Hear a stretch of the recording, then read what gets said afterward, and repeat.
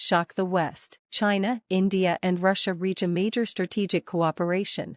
The U.S. has made a major strategic cooperation between China, India and Russia. What is this about? Recently, Russian Foreign Minister Sergei Lavrov said in an interview that the West's sanctions have boosted Russia's cooperation with other friendly countries. In the case of China and India, for example, the trade volume between China and Russia has increased by 30% in 8 months. The trade volume between India and Russia has increased by 120% in 6 months. This is not only the result of the increase in the prices of raw materials, but also the result of the expanding range of trade goods.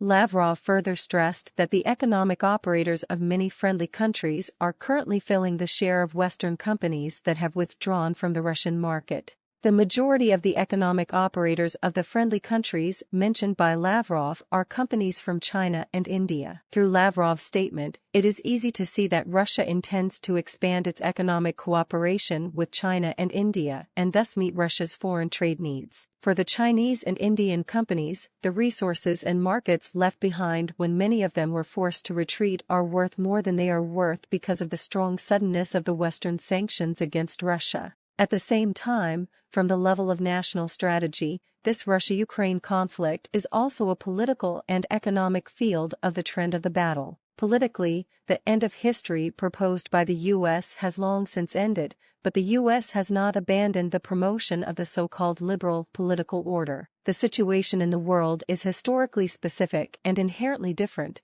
and a single political order will cause a backlash from other trends. The most emphasized point of Russia's military mission is multipolarity and respect for the specific situation of each country. On the economic level, globalization is still the world's general trend, but excessive globalization may also lead to 2 problems. First, the world's wealth is distributed secondarily by trade, with the poor getting poorer and the rich getting richer. Second, globalization is essentially a system of industrial division of labor on a global scale, and although each country can play to its own comparative advantage, a single-minded abandonment of industrial autonomy may endanger national security. The constraints on Russia's troop deployment are obvious to all, so not only does the United States want to create an industrial supply chain around reliable allies, but other countries do not want to. In the face of the irrational international political order dominated by the West,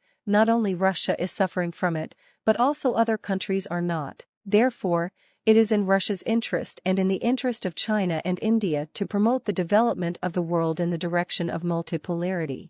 In the face of unreasonable overglobalization, the US and Europe can impose strong sanctions on Russia through financial means, kicking it out of the international settlement system, freezing the central bank's foreign exchange reserves, which can be called financial nukes used on Russia, but also let other countries chill. After all, many times the US and Europe, if you want to sanction a country, do not need any grand reasons. This time sanctions Russia, the next sanctions who is also more than likely a word of the matter. Therefore, economically, China, India and Russia have common aspirations, politically more unwilling to be dictated by the United States, the loss of self, and therefore agree that multipolarity is the trend of world development. Therefore, in the face of Western sanctions, China, India and Russia are not only expanding energy cooperation, but also expanding cooperation in other economic fields, and creating an economic cooperation circle linking the 3 countries is becoming a new strategic goal for China, Russia and India. The current international situation is still not optimistic, and the local warming caused by the U.S. intervention is uninterrupted, but even in this context, the U.S. continues to hinder the stability and development of relations between China and Russia, and even shows the intention that the U.S. is afraid of China helping Russia. On this basis, there is news that the United States is afraid of China, India and Russia to confront the United States. In the current situation, we cannot say with certainty that the United States is afraid, but potential factors of fear do exist. Specifically, the U.S. is afraid that its interests will be lost and that its pride and joy in military power will not be maximized.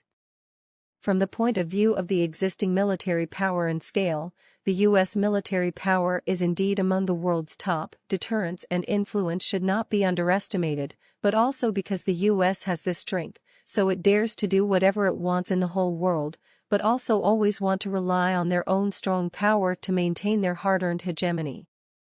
In this purpose, the United States began to rely on their own strength to provoke relations between countries, began to focus on the potential threat body, began to large-scale sanctions and suppression of Russia, and even encouraged Ukraine to make the official outbreak of the Russian-Ukrainian conflict, resulting in serious damage to Russia's military strength.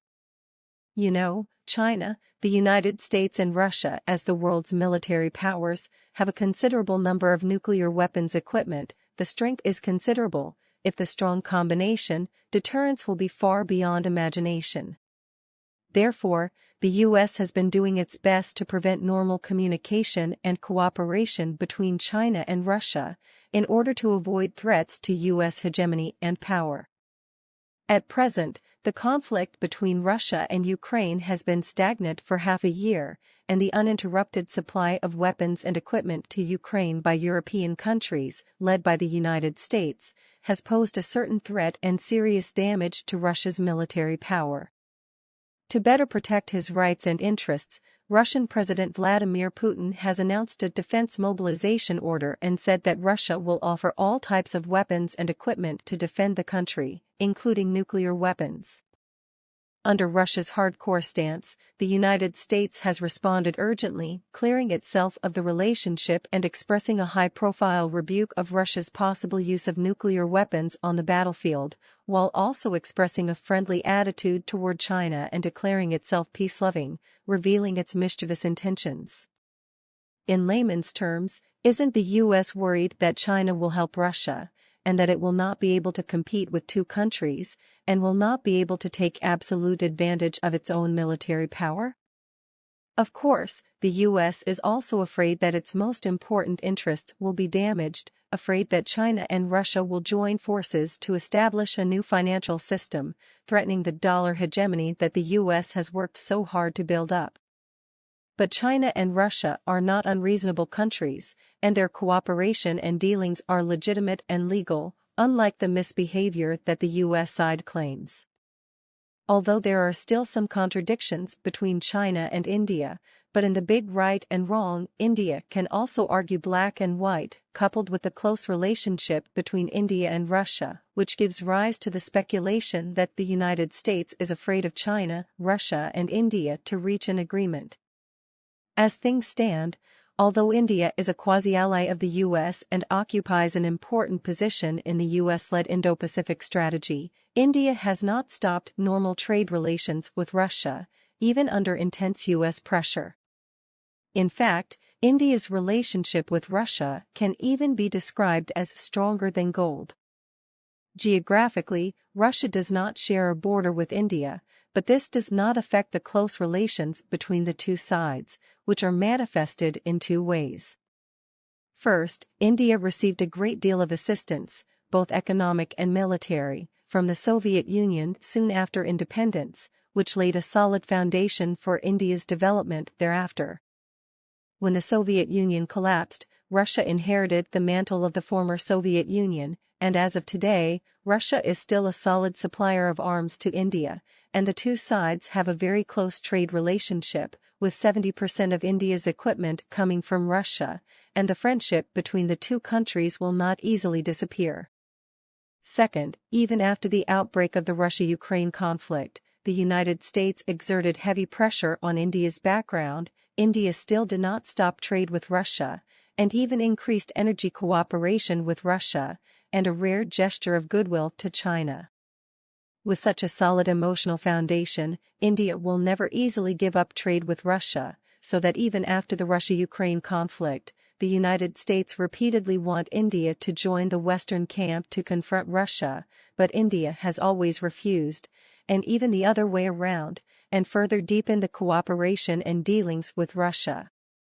It is no exaggeration to say that, At a time when the US and Western countries are vigorously restricting Russia's energy trade, India has significantly increased its share of oil imports from Russia, and the total amount of oil imports in just a few months has far exceeded that of previous years, which is already very telling.